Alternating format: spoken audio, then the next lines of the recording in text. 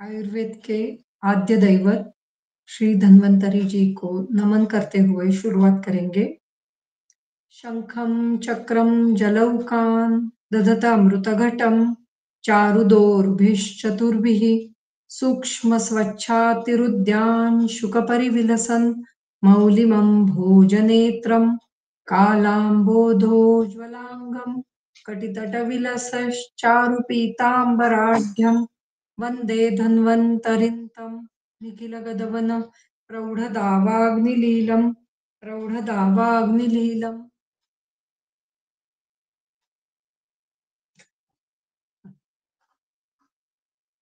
हम जनपदोद्ध्वंसनीयम विमानम ये अध्याय देख रहे थे और उसमें हमने जनपदोद्ध्वंस का क्या मतलब है, उसमें कौन कौन से हेतु कारण होते हैं और वो उन सब जो चार मेन हेतु वर्णन किए गए हैं, जल, देश, काल और वायु, ये जो चार हेतु है उनका उनके लिए जो प्रमाण हेतु अथवा प्रमुख हेतु बताया गया है, जो अधर्म, उसके बारे में हमने जाना। फिर उसके बाद दैव और पुरुषकार क्या है, उसका हमारे जीवन पर कैसा असर पड़ता है और हमारी आयु का कम होना, अकाल मृत्यु होना, काल मृत्यु होना, ये किस प्रकार हो सकता है और दैव और पुरुषकार का उस पर कुछ अभाव उस पर कुछ प्रभाव होता है या नहीं, ये हमें समझ में आया है। फिर उसके बाद उन्होंने प्रसंग तंत्र युक्ति से कुछ श्लोक इसमें दिए हैं। उसमें ज्वरित मनुष्य को गर्म पानी क्यों पीना चाहिए, ये प्रश्न जब ये अग्निवेश ने पुनर्वसु आत्रेय जी को पूछा तो उसका उत्तर पुनर्वसु आत्रेय ने दिया है, क्योंकि वो प्रश्न पूछने का भी मतलब वो प्रश्न इसलिए पूछा गया क्योंकि पुनर्वसु आत्रेय ने ऐसे कहा कि ज्वर इत्यादि जो व्याधि है वो मिथ्य उपचार करने से अकाल मृत्यु हो सकता है। ऐसा जब उन्होंने पूछा तो अग्निवेश को लगा कि चलो भाई अभी ये प्रश्न भी हम पूछ लेते हैं कि ज्वरित व्यक्ति को अगर हम गर्म पानी देते हैं तो वो मिथ्या उपचार नहीं होता है क्या? तो वो मिथ्या उपचार नहीं है, ये बताने के लिए भगवान आत्रेय जी ने उस पर अपना जो मत है या फिर अपना जो विवरण है वो किया है। फिर उसके बाद उसी विषय को आगे बढ़ाते हुए व्याधि नाम निदान विपरीतम भेषजम भवति, ये कहते हुए उन्होंने अपतर्पण निमित्त व्याधि नाम पूर्णम तथा पूर्ण निमित्ता नाम व्याधि नाम अपतर्पण, ये भी बताया। और अपतर्पण के जो तीन प्रकार है, लंघन, लंघन पाचन और दोषावसेचन, उनका भी विवरण यहाँ पे किया है। फिर उसके बाद अभी हम इस अध्याय के अंत तक आए हैं। तो यहाँ पे भवती च अत्र, यहाँ पे भवती च अत्र से इस अध्याय में जो कुछ आया है उसका वर्णन एक छोटे से लाइन में या फिर छोटे से श्लोक में बताया जाता है। ये भवती च अत्र मतलब अभी हम सारांश बता रहे हैं। तदात्वे च अनुबंधे वा यस्य स्यात् अशुभं फलं कर्मणः तद् न कर्तव्यम एतत् बुद्धिमतां मतम। तो उन्होंने बताया कि तदात्वे च अनुबंधे वा, तदात्व मतलब तात्कालिक कर्म, जो इस आयु में इस इहलोक में हम करने वाले हैं वो कर्म तदात्वे। और अनुबंधे, अनुबंध का अर्थ है जो दैव, जो अनेक जन्मों से हम करते आए हैं, ऐसा जो कर्म है उसे अनुबंध कहा जाता है। तो तदात्वे च अनुबंधे वा यस्य स्याद अशुभम फलम, जिस कर्म का, यस्य मतलब यस्य कर्मणः, यस्य का यस्य ये जो शब्द है वो नीचे दिए हुए कर्मणः इस शब्द को लगता है। यस्य कर्मणः अशुभम फलम, जिस कर्म का अशुभ फल मिलता है, तद न कर्तव्यम, वह कर्म हमें करना नहीं चाहिए। एतद बुद्धिमतां मतम, ये बुद्धिमान मनुष्यों का मत है। ये बुद्धिमान मनुष्य कहते हैं। अभी ये सब बताते हुए फिर से थोड़ा जो है प्रसंग तंत्र युक्ति फिर से उपयोग में लाते हुए यहाँ पे देश का वर्णन किया गया है। ये देश का वर्णन जल, देश, काल और वायु, तो इसमें जो देश है वो बताने के लिए यहाँ पे प्राकृत देशों का वर्णन किया गया है। ये जब ये जो प्राकृत देश है, एक्चुअली इसका वर्णन थोड़ा पहले होना चाहिए था, जहाँ पे देश की विकृति का वर्णन किया गया है, वहां पे होना चाहिए था, लेकिन वो यहाँ पे दिया गया है, इसलिए यहाँ पे ब्रैकेट में उसका वर्णन किया गया है। तो ये शायद बाद में किसी ने जोड़ा होगा, ऐसे समझ में आता है कि ये पहले नहीं था, पहले मैन्युस्क्रिप्ट में नहीं था, फिर बाद में किसी ने जोड़ा है, ऐसे लगता है। लेकिन ये वर्णन पहले ही होना चाहिए था, ऐसे लगता है। अल्पोदक द्रुमो यस्तु प्रवातः प्रचुर आतपः नेयः स जांगलो देशः स्वल्प रोगतमो तमोपि च। तो जहाँ पे अल्प उदक है, कम जल है, अल्प उदक, द्रुमो, द्रुम मतलब वृक्ष, तो अल्प उदक तथा द्रुम, अल्प द्रुम, तो जहाँ पे कम पानी मिलता है और कम वृक्ष होते हैं, यस्तु प्रवातः, लेकिन जो प्रदेश वायु से जहाँ पे वायु बहुत अधिक मात्रा में है, प्रचुर आतपाह, और आतप मतलब जो सूर्य की किरणें हैं वो बहुत अधिक मात्रा में है, प्रचुर आतपाह, बहुत ज्यादा गर्मी है। नेयः स जांगलो देशः, यह जांगल देश है, ऐसे हमें जानना चाहिए।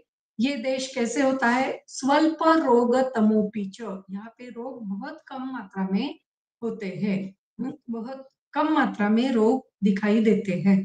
तो हमारा अगर देश हमने सोचा तो वहां पे राजस्थान, गुजरात, ये जो देश है वो जंगल देश हम मान सकते हैं। बाकी के देश साधारण है, और जो कोकण विभाग है या फिर जो नीचे का पोर्शन है वो ज्यादातर अनुप्रदेश है, कोकण, केरल और यहाँ पे कोलकाता वगैरह, वो जो विभाग है वो जो है वो अनुप्रदेश हम मान सकते हैं। प्रचुर उदक वृक्षो यो निर्वातो दुर्लभ आतपाह, जहाँ पे प्रचुर वृक्ष है, बहुत सारे वृक्ष जहाँ पे है, यो निर्वातो, वात बहुत कम है, दुर्लभ आतपाह, आतप जो सूर्य की किरणें हैं वो भी बहुत कम मात्रा में है। आनुपो बहुदोषश्च, ये आनुपदेश है, ये क्या होता है? बहुदोषश्च, बहुत सारे दोष इसमें होते हैं, शरीर में बहुत दोष निर्माण होते हैं।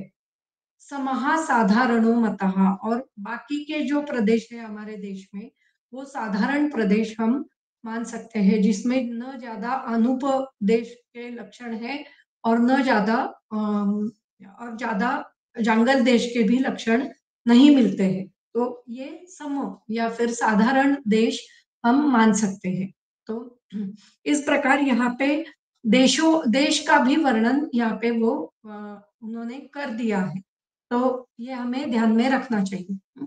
इसका वर्णन जो है, ये देश का वर्णन हमें आगे 8वें अध्याय में लग सकता है, क्योंकि वहां पे जो रोग रोगी परीक्षा का वर्णन किया है, वहां पे रोगी परीक्षा में देश जिसमें रोगी का जन्म होता है, रोगी का कार्य जिसमें होता है, और जहाँ पे व्याधित रोगी व्याधित होता है, ये हमें देखने के लिए ये जो सामान्य देश है, सॉरी, देश के जो सामान्य लक्षण है उसको हमें ध्यान में रखना पड़ता है।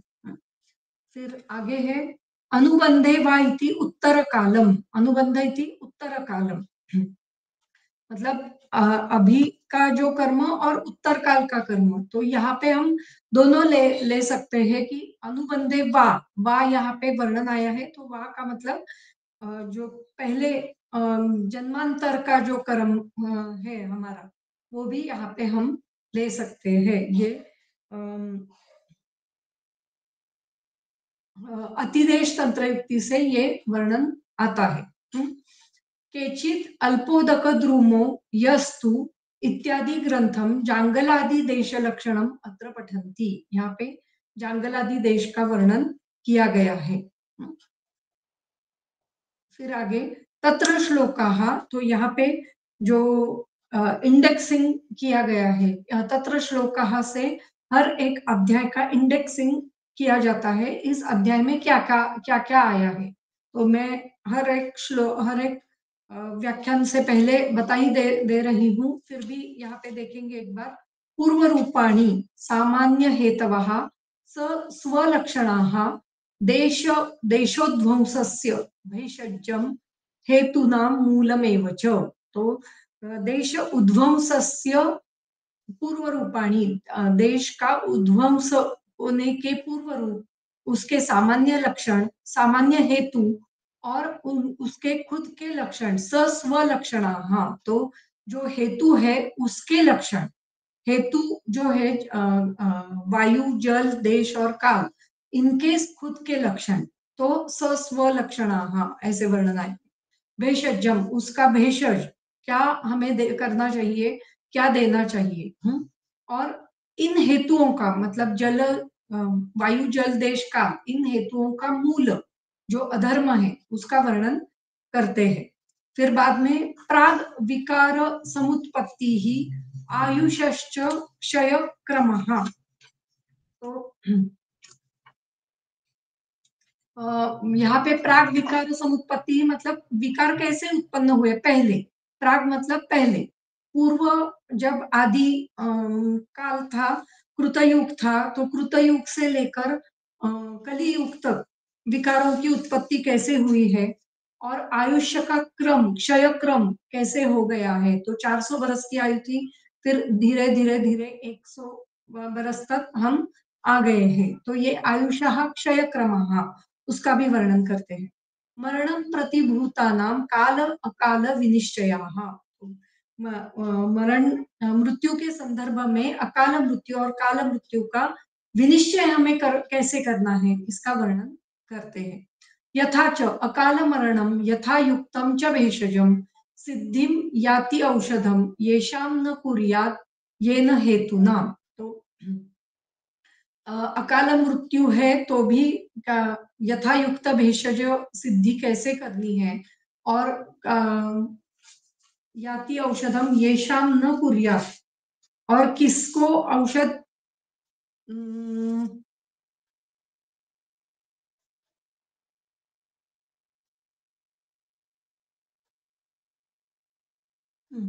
और औषध का सेवन कैसे करना है, याति औषधम सिद्धिम च येषाम न कुर्याद, और किसे हमें नहीं देना चाहिए।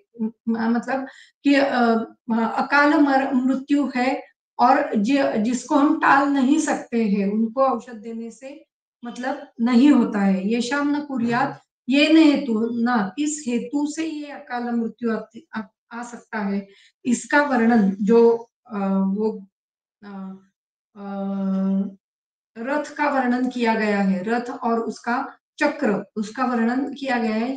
ये न हेतु ना, किस कारण अकाल मृत्यु आता है, इसका वर्णन करते हैं। तद अत्रेयो अग्निवेशाय निखलम सर्वम उक्तवान देशो उद्वंस निमित्तीये विमाने मुनिसत्तमः।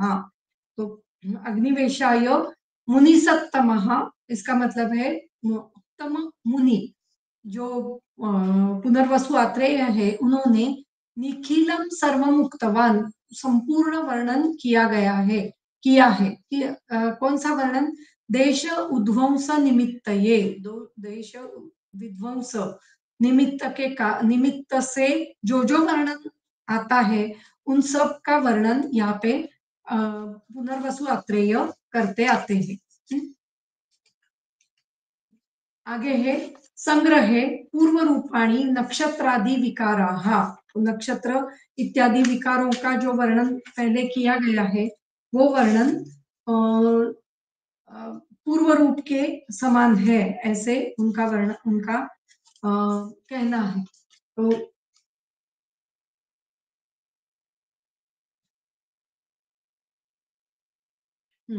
जो दूसरे चौथे श्लोक में आया है, दृश्यन्ते ही खलु सौम्य नक्षत्र ग्रहगण चंद्र सूर्य इत्यादि, ये पूर्व रूप है। ध्वंस होने के पूर्व रूप उसका वर्णन वहां पे करते हैं। सस्वलक्षणाः इति सस्वविकृति लक्षणाः, तो जल वायु देश काल इनकी विकृतियों का वर्णन करते हैं। तच्च लक्षणम तत्र वातम एवं विधम इत्यादि ना प्रउक्तम, जो वायु इत्यादि का वर्णन आया है वो हमें यहाँ पे ध्यान में लेना है। यथायुक्तम च भेषजम सिद्धि, यथायुक्तम च भेषजम सिद्धि याति इति अनेन उष्ण पानीय पानीय दान उपपत्त्या सर्वम संगृहीतम। तो यथायुक्तम च भेषजम, यहाँ पे जो ज्वर में जो गर्म पानी का वर्णन किया गया है उसका वर्णन यहाँ पे हमें लेना चाहिए। इस प्रकार से इस अध्याय में जो जो वर्णन किया गया है उसका यहाँ पे एक ब्रीफ इंट्रोडक्शन हमें मिलता है। आगे इति अग्निवेश कृते तंत्रे चरक प्रति संस्कृते विमान स्थाने जनपदोध्वंसीय विमानम नाम तृतीयोध्यायः। तो इस प्रकार से चरक चरक चरकाचार्य ने प्रति संस्कृत किए हुए अग्निवेश तंत्र के विमान स्थान में जनपदोध्वंसीय नामक तृतीय अध्याय यहाँ पे पूरा होता है। इति श्री चक्रपाणि दत्त विरचितायाम चरक तात्पर्य टीकायाम आयुर्वेद दीपिकायाम विमानस्थाने जनपदोध्वंसनीयम विमानम नाम तृतीयोध्यायः। तो यहाँ पे जनपदोध्वंसीय ध्वंसनीय नामक अध्याय पूरा हो जाता है। अभी हम आगे का अध्याय देखेंगे। चतुर्थोध्यायः विमानस्थानम चतुर्थोध्यायः त्रिविधम खलु रोग विशेष विज्ञानम भवति तद्यथा आप्तोपदेशः प्रत्यक्षम अनुमानम च इति। तो तीन प्रकार का रोग विशेष विज्ञान का वर्णन यहाँ पे इस अध्याय में किया गया है, इसलिए इस अध्याय का नाम त्रिविध रोग विशेष विज्ञानीय, ऐसे इस अध्याय का नाम बताया जाता है।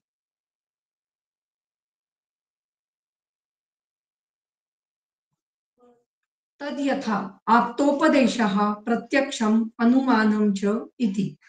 रोगाणां विशेषो यथा वक्ष्यमाणो विज्ञायते येन तद रोग विशेष विज्ञानम। रोगों के जो विशेष है, ये विशेष जिसके द्वारा बताए जाते हैं, वक्ष्यमाणो बताए जाते हैं या फिर जाने जाते हैं, विज्ञायते वक्ष्यमाणः विज्ञायते बताते हुए जाने जाते हैं, उसे रोग विशेष विज्ञान ऐसे कहा जाता है। उपदेश प्रत्यक्ष अनुमान रूपम प्रमाण त्रयम। उपदेश प्रत्यक्ष और अनुमान, ये तीन प्रमाणों का वर्णन यहाँ पे करते हैं। अत्र तु युक्तेः अनुमानांतर्गतत्वाद एव न पृथक करणम।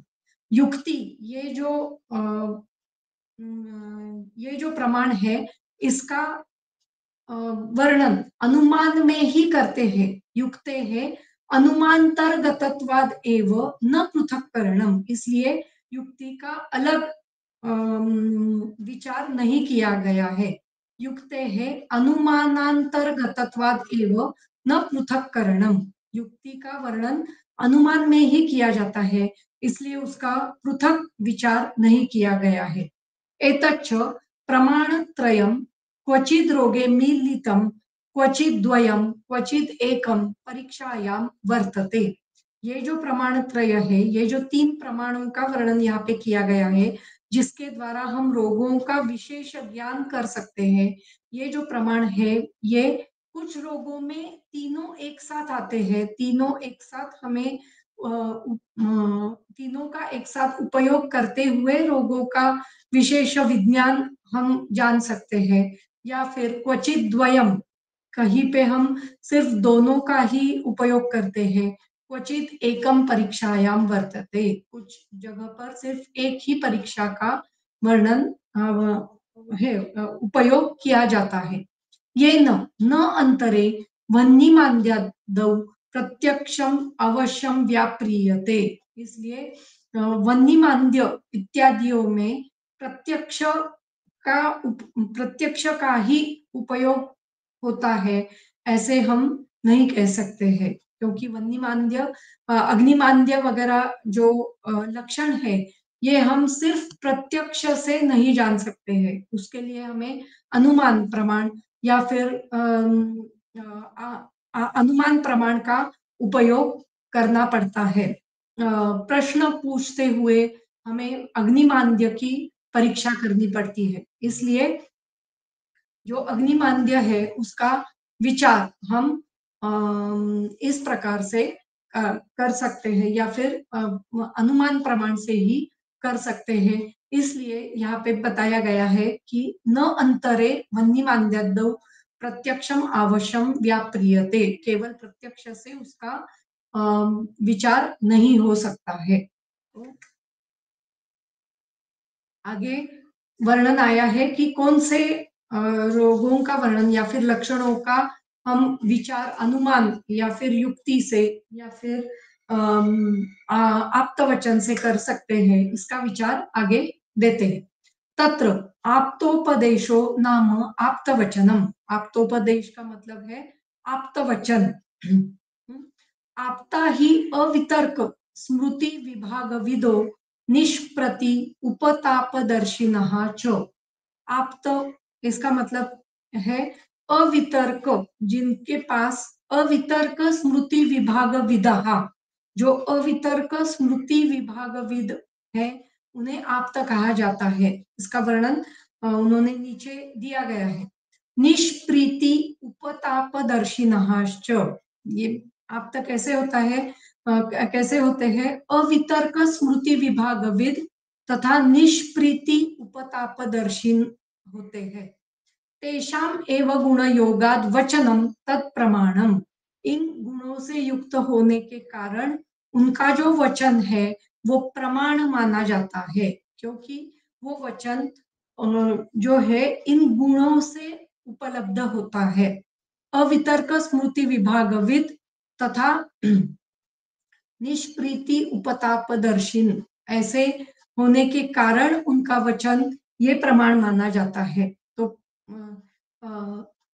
इसका वर्णन हम नीचे देखेंगे। तीसरे शनीय अध्याय में प्रथमम अनुमानादि लक्षणानि उक्तानि, पुनः इह तत्र आप्तोपदेश नाम इत्यादिना आप्तोपदेशादि लक्षण अभिधानम प्रकरणागतत्वात् क्रियते। प्राकरणिको ही अर्थो अनुच्यमानो न्यूनो भवति अवितर्क इत्यादि। तो तीसरा शनीय जो 11वां अध्याय है, सूत्र स्थान का 11वां अध्याय, वहां पे आप पहले अनुमान इत्यादि का वर्णन करते हुए बाद में उन्होंने आप्त का वर्णन भी किया है।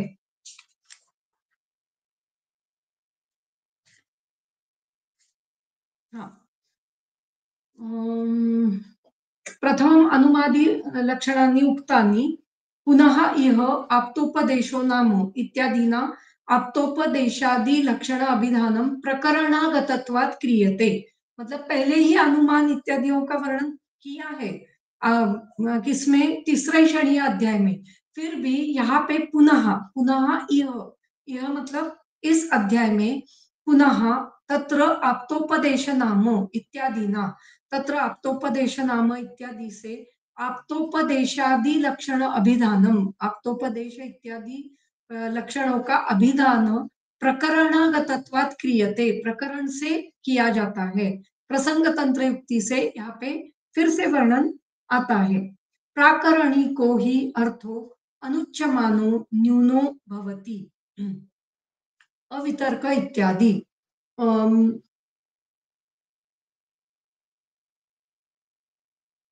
जो प्रकरण से आता है वो न्यून कहा जाता है, ऐसे उनका कहना है, लेकिन ये अध्याय ही उसका उसके लिए बताया गया है।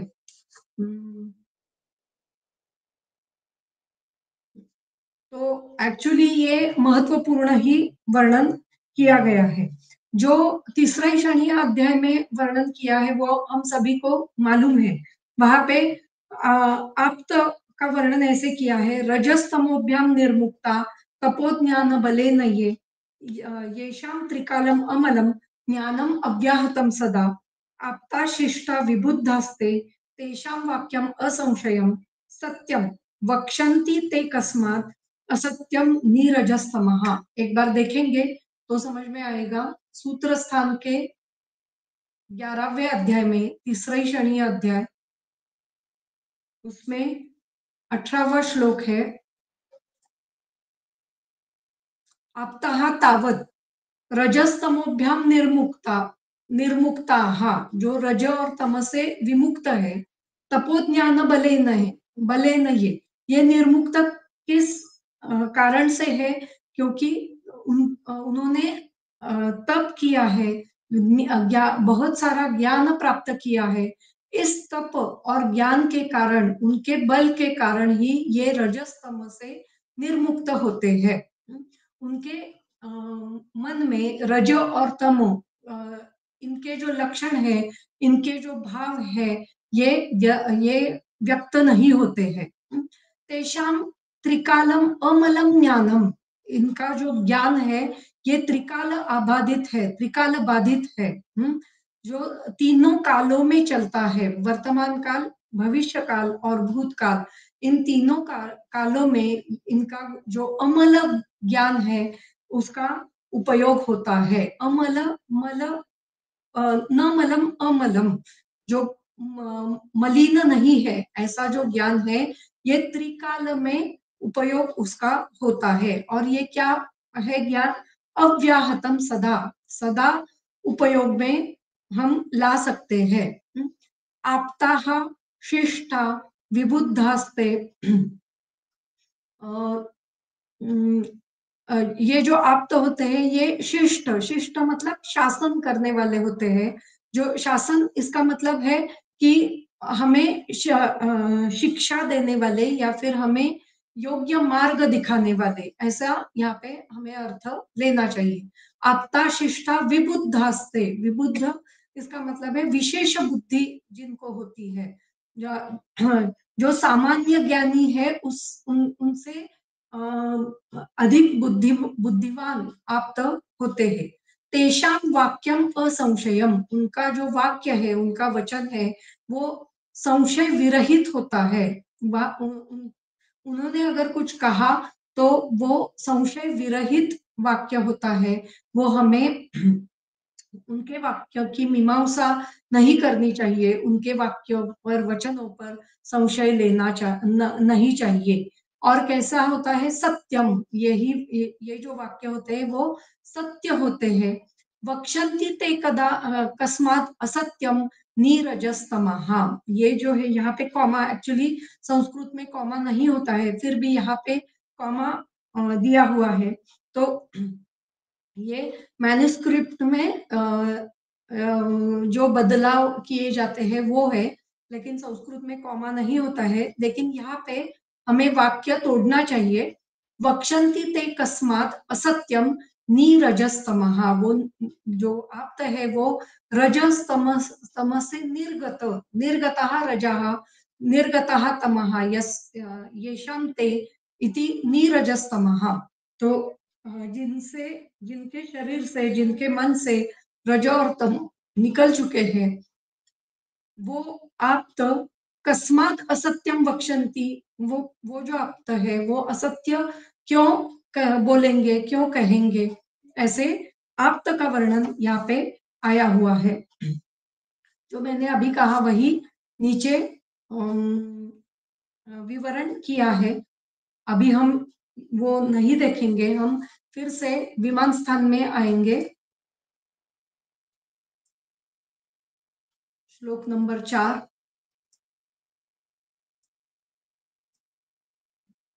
तत्र आप्तोपदेशो नाम आप्तवचनम। आप्ता ही, ये आप्त का वर्णन हमने अभी देखा। वो कैसे होते हैं? अवितर्क स्मृति विभाग विदो। तो अवितर्क इति वितर्कः कथनता अनिश्चित ज्ञानम। वितर्क इसका मतलब है तर्क बुद्धि से जो लगाया गया जाता है। वितर्क से जो कहा जाता है, जो तर्क बुद्धि लगाते हुए जो ज्ञान होता है, वो कैसे होता है? अनिश्चित ज्ञान होता है, जो हर एक अपने बुद्धि से बताते हैं। तो ये ज्ञान कैसे होता है? अनिश्चित हो सकता है। लेकिन आप तो आप जो आप तो होते हैं उनका ज्ञान ये अवितर्क होता है, जो वितर्क से परे होता है। उस पर पूरा विचार करते हुए ही वो ज्ञान हमारे सामने आता है। फिर आगे है स्मृति, स्मरण ज्ञानम। स्मृति इसका मतलब है स्मरण, अनुभवजन्य ज्ञानम स्मृति ही, ऐसे कहा जाता है पदार्थ विज्ञान में, या फिर जो न्याय न्याय दर्शन में उसका वर्णन ऐसे किया जाता है, स्मृति ही अनुभवजन्य ज्ञानम स्मृति ही। जो अनुभव से मिलता है वो ज्ञान स्मृति कहा जाता है। स्मृति इति स्मरण ज्ञानम। विभाग एक देश, विभाग इसका मतलब है एक देश। तो स्मृति का एक देश, तो एतत् विपर्ययात् अनिश्चयेन अनुभवेन, सॉरी, एतत् विपर्ययात् निश्चयेन अनुभवेन च कास्नेन च ये भावान जानते ते अवितर्क स्मृति विभाग विदः। जो निश्चित रूप से और अनुभव से, कास्नेन इसका मतलब है संपूर्ण भावों को जानते हैं। कास्नेन च ये भावान जानते, जो संपूर्ण भावों को जानते हैं उन्हें अवितर्क स्मृति विभागविद ऐसे कहा जाता है। ये आप्त का विशेषण बताते हैं। वितर्कादि वेदितु न आप्तः। जो वितर्क करते हैं, जो ऐसा कहते हैं कि ऐसा मुझे लगता है, या फिर जो अपना अपनी खुद बुद्धि से सिर्फ ये शायद ये होगा, ये नहीं होगा, ऐसा तर्क वितर्क लगाते हैं, ये आप्त नहीं होते। प्रतिपाद्यस्तु अशेष विशेष विशेषा विज्ञानात्। तो जो प्रतिपाद्य वस्तु है वो अशेष, मतलब शेष न रहते हुए, न शेषः अशेषः, शेष न, कुछ भी न छोड़ते हुए, विशेष स्वरूप से जो नहीं जानते हैं, अविज्ञानात्, जो नहीं जानते हैं, उन्हें आप्त नहीं कहा जाता। न आप्ताः, ये न आप्ताः का वर्णन यहाँ पे करते हैं।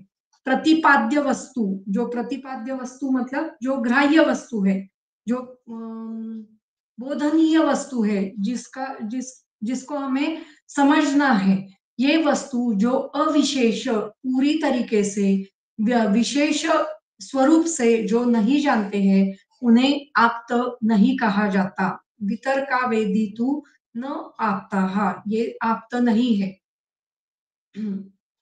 अभी ये एक वर्णन स्मृति का किया जाता है यहाँ पे, मतलब स्मृति इति स्मरण ज्ञानम, ये एक वर्णन यहाँ पे करते हैं। आगे स्मृति का दूसरा वर्णन किया जाता है, स्मृति ज्ञानम च यद्यपि प्रमाण मूलमेव। जो स्मृति मतलब मनुस्मृति वगैरह जो स्मृतियों का वर्णन किया जाता है, वो स्मृति यद्यपि प्रमाण मूलमेव, ये प्रमाण माना गया है हमारे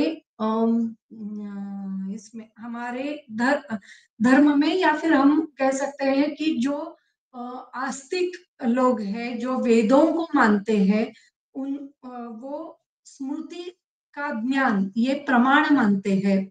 श्रुति और स्मृति, श्रुति इसका मतलब है वेद, और स्मृति इसका मतलब है मनुस्मृति वगैरह।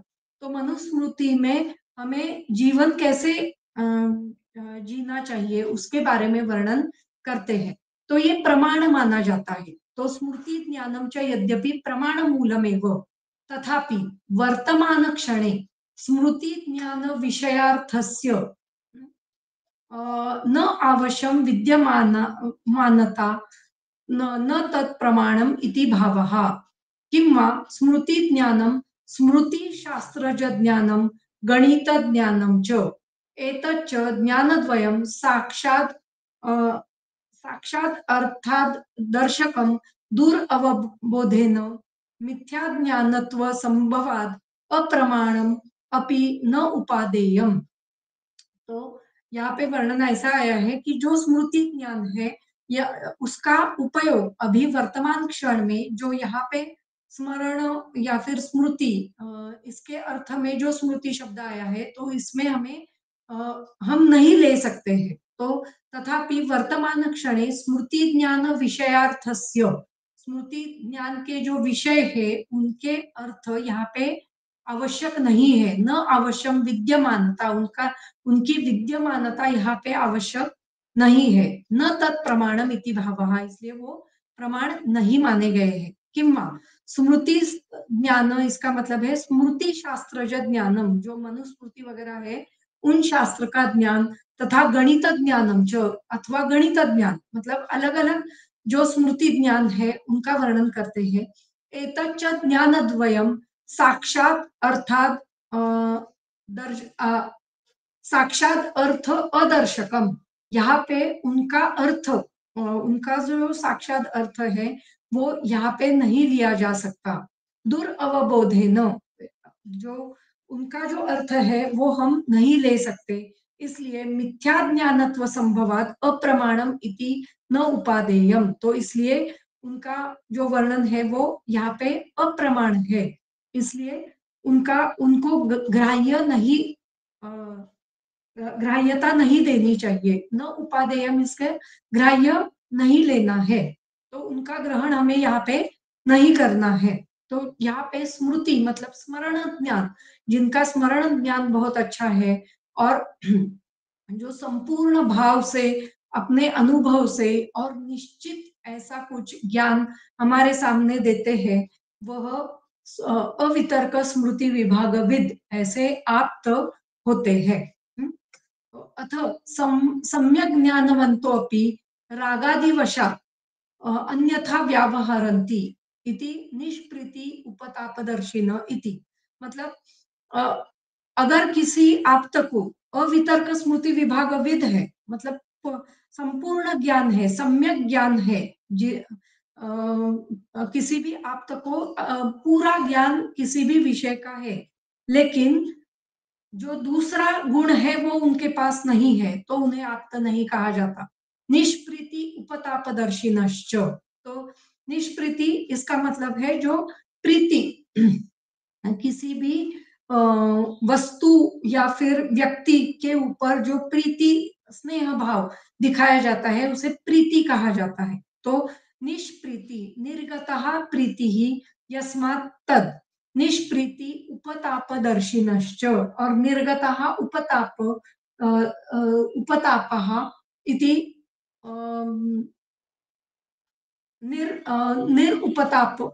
उपतापः अथवा निष्प्रीति उपतापः और निष्प्रीति उपतापदर्शिनः च यः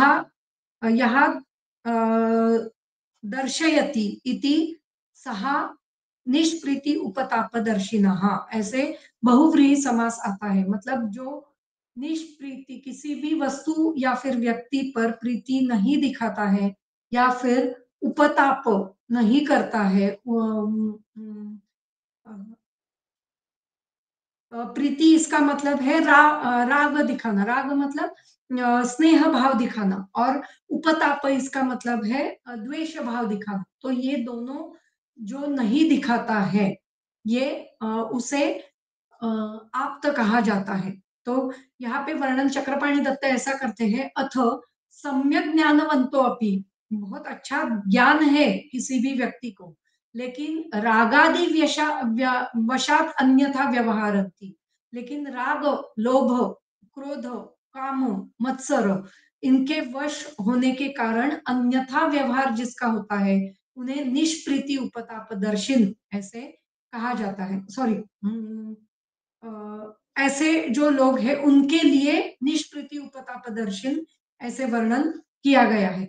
निष्प्रीत्याः निरुपतापेन च द्रष्टुम, शीलम येषाम ते तथा, मतलब प्रीति के द्वारा तथा निरुपतापेन, उपताप रहित, ऐसे जो जिनका दर्शन हमें, जिनका आचरण, जिनका शील हमें दिखाई देता है, उन्हें निष्प्रीति उपतापदर्शिन ऐसे कहा जाता है।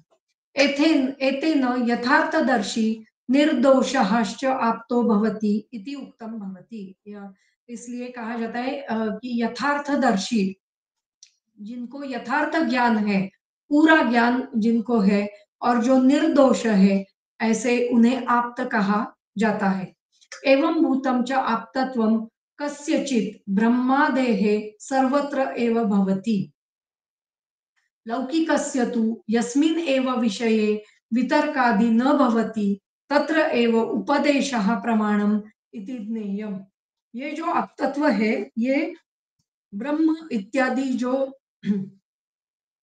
कृत युग में या फिर सत्य युग में जो लोग हो चुके हैं, उनके प्रति हम मान सकते हैं। लेकिन लौकिक इहलोक में अगर हमें किसी को आप्त कहना है, तो वो उपदेश प्रमाण से ही हमें लेना पड़ता है। लौकिकस्य तु यस्मिन् एव विषये वितर्कादि न भवति तत्र एव उपदेश प्रमाणम इति ज्ञेयम। अभी इस लौकिक जगत में जो लोग या फिर जो व्यक्ति वितर्क इत्यादियों से वितर्क इत्यादि न रखते हुए या फिर वितर्क इत्यादि न करते हुए अपना ज्ञान देता है, उससे हम उपदेश ऐसा मान सकते हैं या फिर उपदेश प्रमाण से वो ले सकते हैं।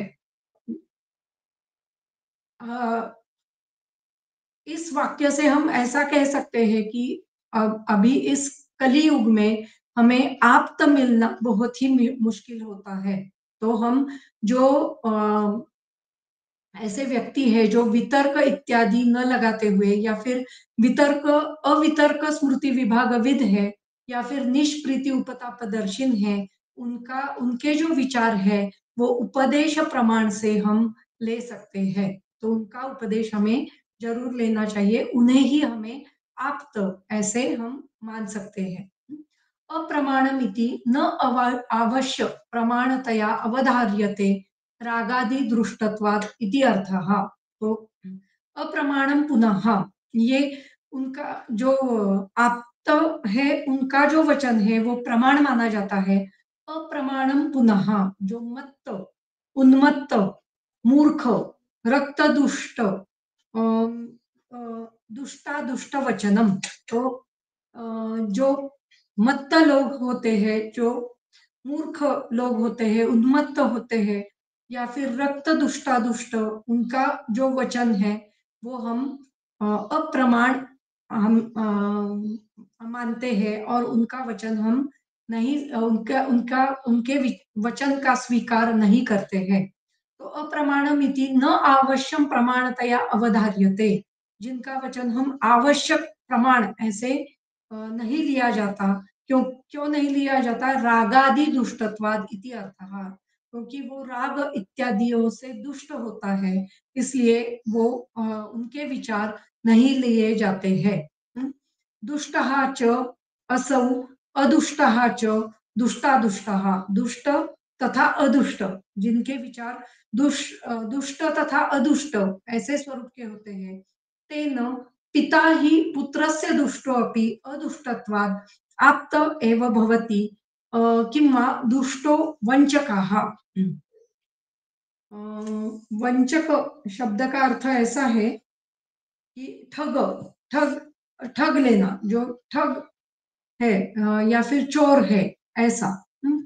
तो ये वर्णन क्यों आया है मुझे भी इतना समझ में नहीं आया है। तेन पिता ही पुत्रस्य दुष्टो अपि अदुष्टत्वात् आप्त एव भवति। तो पिता, अगर कोई पिता, मैंने उसका अर्थ ऐसे निकाला है कि कोई पिता अगर पुत्र के लिए दुष्ट है, मतलब अगर कोई पिता समान व्यक्ति या फिर वडिल समान व्यक्ति, बहुत बड़ा व्यक्ति, ये कुछ दुष्ट कार्य करता है, पुत्र के लिए दुष्ट कार्य करता है, तो वह व्यक्ति भी अदुष्टत्वात् आप्त एव भवति। वो आप्त, वो क्योंकि वो उसका पिता है, इसलिए वो आप्त ऐसे माना जाता है। तो ऐसे शायद उनका कहना है, ऐसे यहाँ पे लिखा है, इसलिए दुष्टादुष्ट ऐसे वर्णन आया है, दुष्टादुष्ट वंचकाः। तो उनका, उनकी बातें हम सुनते हैं क्योंकि वो हमारे लिए, वो बड़े हैं इसलिए आप्त है। अ, अ, ऐसे कहा गया है।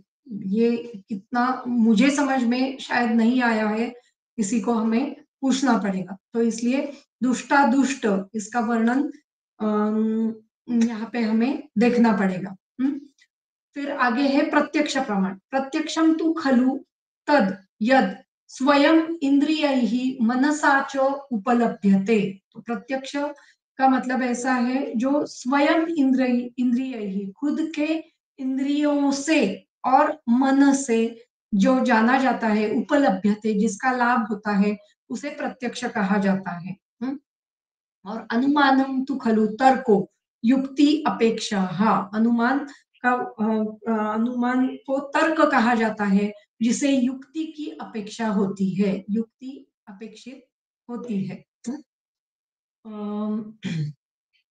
स्वयं इंद्रियैः मनसा च इति अनेन यद आत्मना इंद्रियैः चक्षुरादिभिः अव्यवधानेन गृह्यते। मतलब जिस प्रमाण के लिए या फिर जिस प्रमाण के ज्ञान के लिए, प्रमाण से ज्ञान के लिए खुद के इंद्रिय, आत्मना इंद्रिय ही, खुद के जो इंद्रियों का उपयोग किया जाता है, चक्षु इत्यादि इंद्रियों का उपयोग करते हुए अव्यवधानेन गृह्यते। अव्यवधान से मतलब योग्य व्यवधान देते हुए, पूरा लक्ष्य पूर्वक जब वो ज्ञान लिया जाता है, उसे प्रत्यक्ष ऐसे कहा जाता है।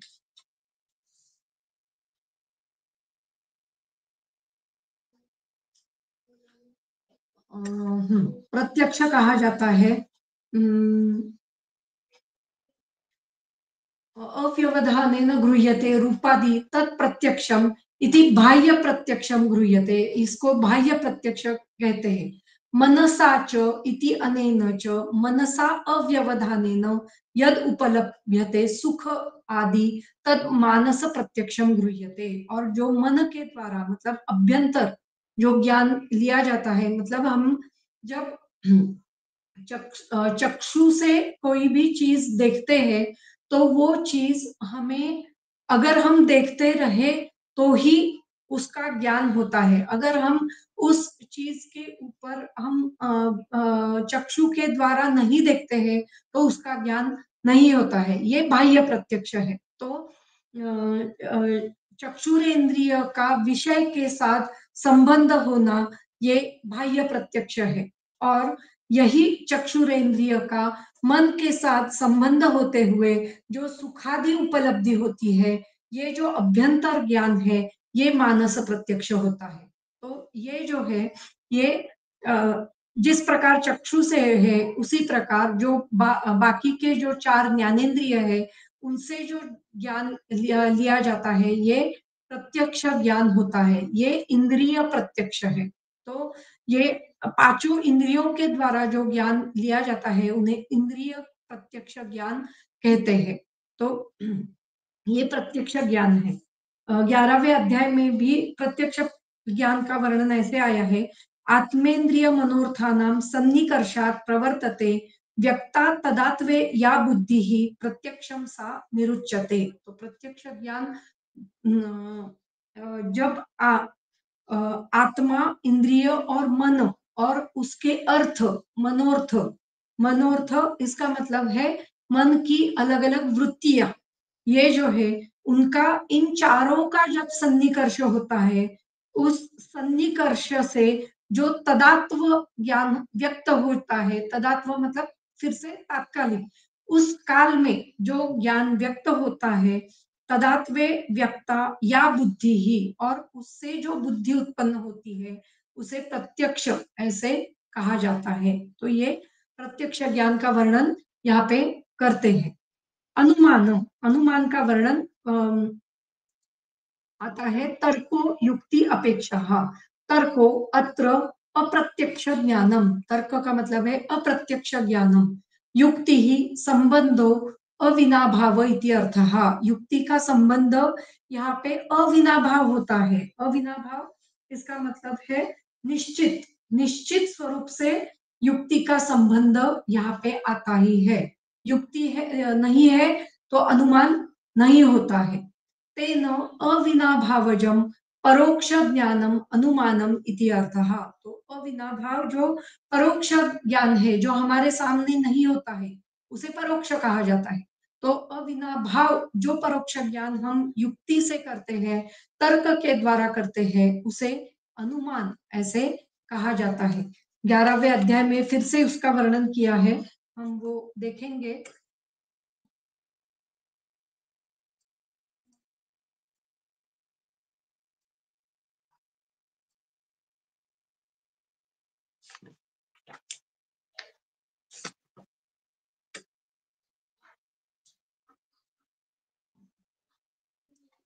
हम्म,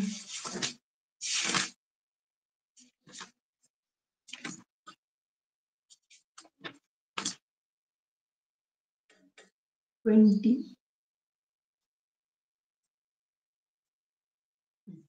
आत्मेन्द्रिय मनोर्थानां सन्निकर्षात् प्रवर्तते व्यक्ता तदात्वे या बुद्धि ही प्रत्यक्षम स निरुच्यते। इसका वर्णन मैंने अभी किया।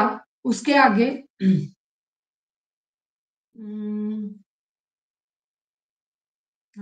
प्रत्यक्ष पूर्वम त्रिविधम त्रिकालम च अनुमीयते वह्निर्निगूढ़ धूमेन मैथुनम गर्भदर्शनात् एवं व्यवस्ययन्ति अतीतम बीजात् फलम अनागतम दृष्ट्वा बीजात् फलम जातम इह इहैव सदृशम बुधाः। तो इस प्रकार से ये जो त्रिकाल का ज्ञान प्रत्यक्ष पूर्व किया जाता है, उसे हम अनुमान कहते हैं। तो मतलब इसका मतलब क्या है, प्रत्यक्ष न होते हुए उससे पहले ही, प्रत्यक्ष से पूर्व ही हमें जो ज्ञान होता है वो त्रिकाल से संबंधित होता है। मतलब कभी कभी हमें पूर्व काल का ज्ञान होता है, जैसे वन्यर निगूढ़ो धूमेन।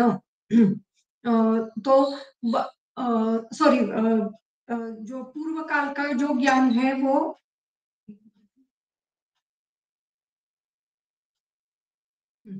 यहाँ पे नीचे देखेंगे, गर्भ दर्शनात् मैथुन अनुमानम तथा कारणात् कार्य अनुमानम। तो गर्भ दर्शन से हमें मैथुन हो चुका है, उसका वर्णन, उसका ज्ञान होता है। तो ये कारणात् कार्य अनुमानम, कारण के द्वारा सॉरी, कार्य कारण अनुमानम, कार्य के द्वारा मतलब हमें कार्य दिखता है और कारण का अनुमान हम करते हैं। ये कार्य कारण अनुमानम यथा गर्भदर्शनात् मैथुन अनुमानम। तो ये कारण मतलब पहले जो हो चुका है उसका अनुमान हम करते हैं। ये भूतकाल का ज्ञान हमें यहाँ पे होता है। तथा कारणात् कार्य अनुमानम, कारण हम देखते हैं तो कार्य का अनुमान हमें होता है। बीजात सहकारिण का सहकारी कारणांतर युक्तात् फल अनुमानम। तो बीज को देखते हुए, बीज ये कारण है और उसका कार्य फल उत्पत्ति है। तो बीज को देखते हुए और उसके साथ जो सहकारी कारण है ऋतु क्षेत्र अंबु, इनको देखते हुए उससे उसके द्वारा फल की उत्पत्ति निश्चित है, ये हम कह सकते हैं। ये कार्य का अनुमान यहाँ पे हम लगा सकते हैं। या फिर कितने बीज है तो उसके द्वारा कितने फलों की उत्पत्ति हो सकती है, ये अनुमान भी लगाया जा सकता है। तो ये कारणात् कार्य अनुमानम तथा कार्य कारण भूतानां च सामान्य सामान्यतो दर्शनात् अनुमानम यथा धूमाद वर्तमान क्षण संबंधात अग्नि अनुमानम। तो धूम देखने से अ, हमें अग्नि का ज्ञान होता है। ये जो है ये वर्तमान काल का ज्ञान होता है। अभी धूम है, इसका मतलब है अभी अग्नि चल रहा है। ये ज्ञान जो है ये वर्तमान काल का ज्ञान है। तो किसी एक चीज को देखते हुए हमें दूसरे चीज का ज्ञान अनुमान से होता है। तो कभी वर्तमान काल का ज्ञान होता है, कभी भूतकाल का ज्ञान होता है, कभी भविष्य काल का ज्ञान होता है। तो ये अनुमान जो है ये त्रिकाल अनुमान के द्वारा हम तीनों काल का ज्ञान कर सकते हैं। तो इस प्रकार से अम, अनुमान प्रमाण का वर्णन यहाँ पे आता है। और युक्ति का भी वर्णन आगे करते हैं।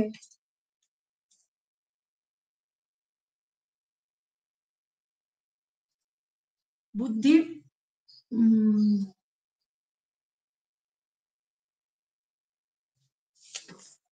हाँ, अभी ये जो ज्ञान है जो हमने अम, अनुमान में देखा, यही ज्ञान युक्ति प्रमाण से भी जाना जाता है। जल कर्षण बीज ऋतु संयोगात सस्य संभव। तो जल जल है, कर्षण मतलब जमीन योग्य तरीके से उसका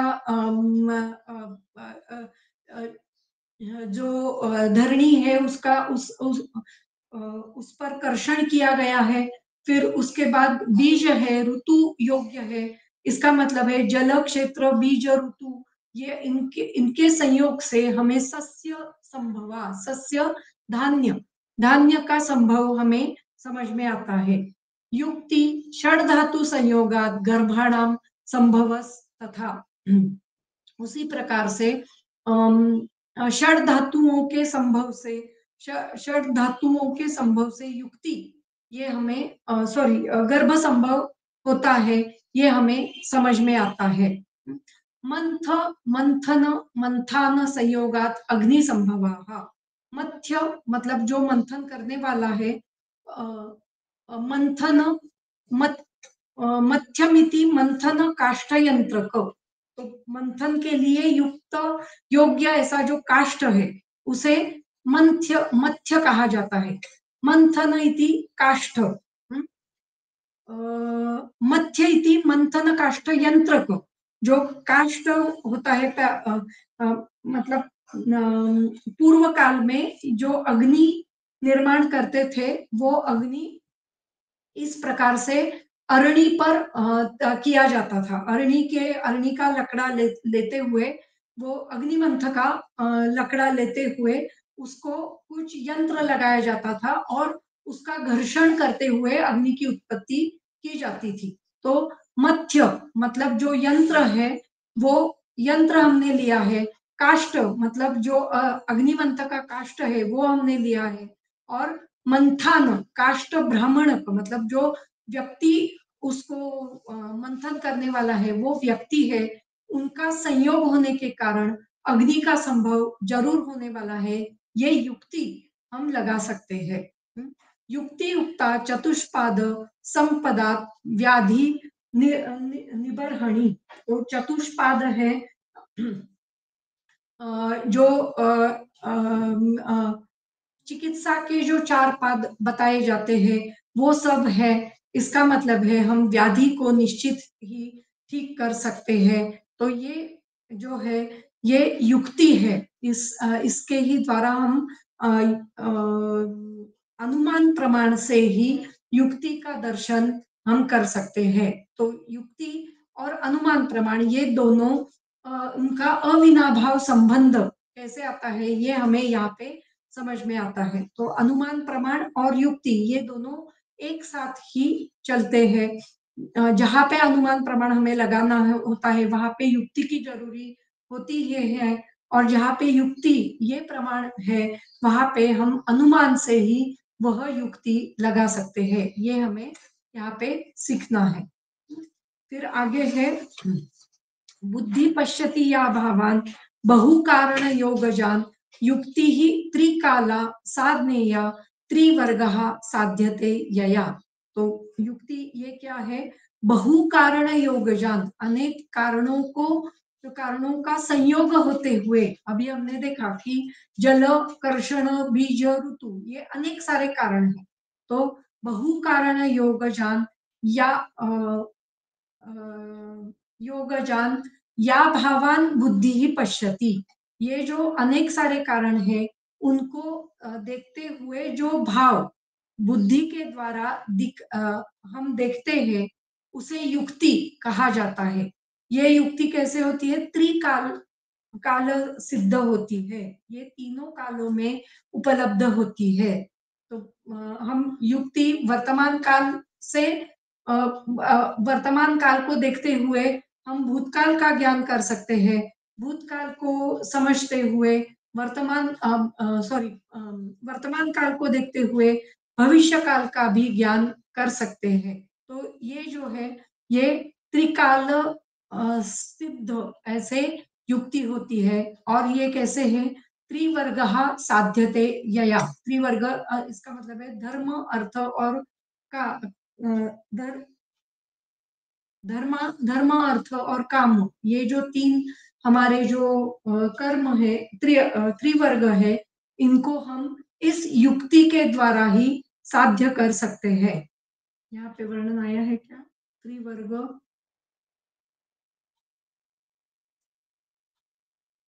त्रिवर्ग साधकत्वं च त्रिवर्ग साधनात् एव उहनेन ही प्रायः त्रिवर्ग अनुष्ठानम, त्रिवर्गों का अनुष्ठान जिसके द्वारा होता है उसे युक्ति कहा जाता है। त्रिवर्ग अनुष्ठाने प्रवृत्तिर्भवति, तीनों वर्गों का अनुष्ठान हम जिसके द्वारा कर सकते हैं उसे युक्ति कहा जाता है।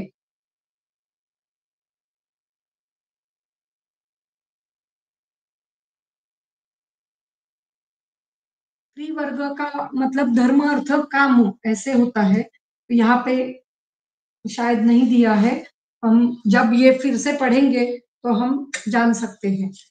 इस प्रकार से हमें सिर्फ यहाँ पे देखना था कि युक्ति और अनुमान ये दोनों एक साथ कैसे काम करते हैं, तो वो हमने यहाँ से जान लिया। तो युक्ति और अनुमान ये दोनों विमान है 11वें अध्याय में, जो तीसरे शनि अध्याय है, यहाँ पे 4 प्रमाणों का वर्णन किया है। यहाँ पे जो पुनर्जन्म का वर्णन करते हैं, तो वो बताते हुए पुनर्भव या फिर पुनर्जन्म का वर्णन करते हुए चतुर्विध प्रमाणों का वर्णन किया है। तो लेकिन जो अभी हम विमान स्थान देख रहे थे वहां पे सिर्फ तीनों प्रमाणों का ही वर्णन वो करते हैं। तो रोग विशेष हमें जानना है तो सिर्फ 3 प्रमाण से ही हम जान सकते हैं, और जिसमें अनुमान में ही युक्ति प्रमाण का वर्णन वो करते हैं। उसी प्रकार चरक विमान स्थान अध्याय 8 में जो वाद मार्ग बताते हैं, वहां पे तो 6 प्रमाणों का, पहले तो 4 प्रमाण कहते हैं, प्रत्यक्ष, अनुमान, आप्त और युक्ति प्रमाण, और फिर उसके बाद ऐतीय और एक प्रमाण का कुछ वर्णन आता है 8वें अध्याय में। तो वो हम जब 8वां अध्याय देखेंगे तो हम फिर से वो जो प्रमाण है उनको भी हम जान लेंगे। ऐतीय और औपम्य, ये और 2 प्रमाण वहां पे उन्होंने दिए दिए हैं, लेकिन रोग विशेष विज्ञान के लिए हमें सिर्फ 3 प्रमाणों का ही उपयोग यहाँ पे करना है, ऐसे इस अध्याय में बताया गया है। तो ये हमने यहाँ पे आज 3 प्रमाण जो रोग विशेष विज्ञान के लिए कैसे उपयोग में आते हैं, वो कौन कौन से प्रमाण आते हैं वो देखा, वो कैसे उपयोग में आते हैं वो हम आगे के व्याख्यान में हम जानेंगे। तो बहुत अच्छा वर्णन आगे किया है, जो हम सोच भी नहीं सकते हैं, इतना अच्छा वर्णन आगे इस अध्याय में करते आते हैं और उसका प्रैक्टिकल हमें समझ में आता है। तो ये वो भी हम अगले व्याख्यान में देखेंगे। तो यहाँ पे आज हम रुकते हैं।